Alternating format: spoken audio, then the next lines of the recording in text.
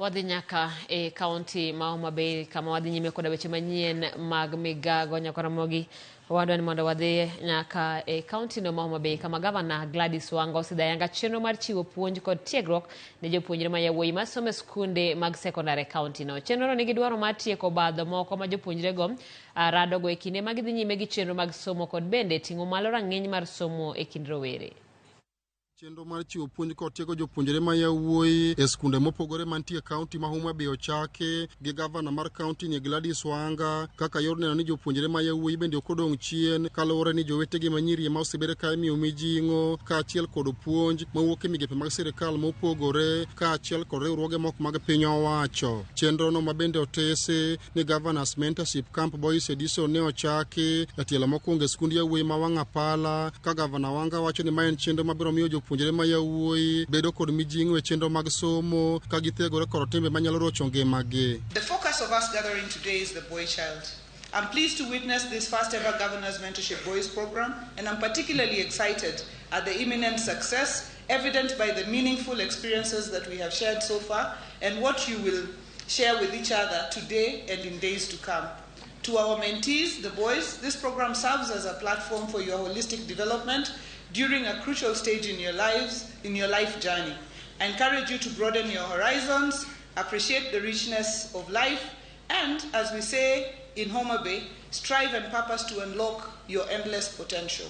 Our mentors are here to guide you in deciphering your life's compass. Chenro makamano biro bedo kadhi nyime higa ka higa e kaunti ni kendo jopuonjre ma yawuoyi masomo e skunde ma opogore jiwo mondo obed jogo ma obidhore ka giloso ngimagi makiny. As young Africans, I urge you to firmly believe that this century is destined to be the African century, with predictions indicating that a significant share of the world's economy will be in your hands by 2030.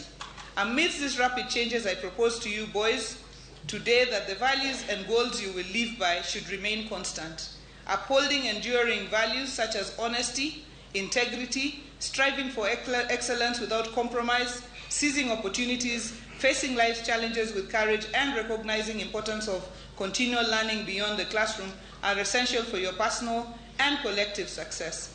Mentorship is a powerful tool that can guide and shape your journey. A boy child, note that there is a value on your head. There is a value on your head, and protect it. Let all our eyes be fixed at the price, and you all know the price.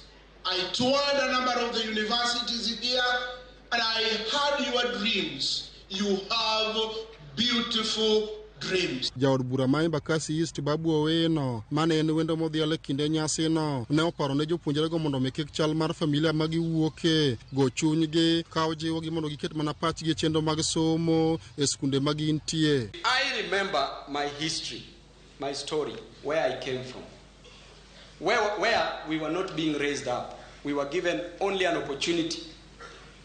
We were left to grow, because the only option we had was to sell changa and raise money to help us get basic needs. You who is here with both the parents, you who is here with your brains intact, you can be better than Babu or Win. I can see myself in you. When I looked at your teachers, I could see my teachers in them. When I look at the few parents who are here, I could see my mom who was struggling. It doesn't matter where you came from.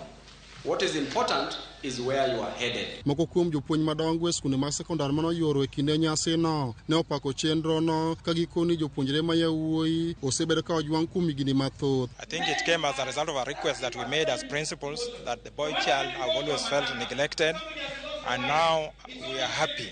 And from the attendance, you have seen, it shows that really the boys were eager for this particular type of mentorship. It's going to make a very big difference in their lives. And even when we talk to them now back at schools, we believe that they'll feel that they're also appreciated and owned by the society, and whatever they have in plans, they'll believe that everybody is also for them. Alia Beach, Ramogi TV, Homa Bay.